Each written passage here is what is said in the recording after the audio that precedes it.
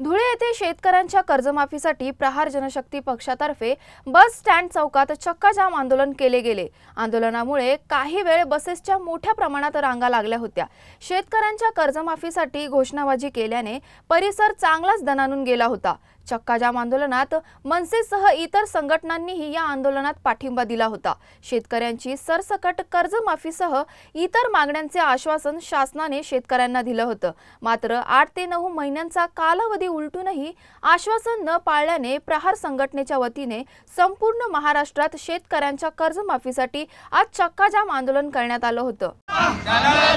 शेतकऱ्यांचा कोरा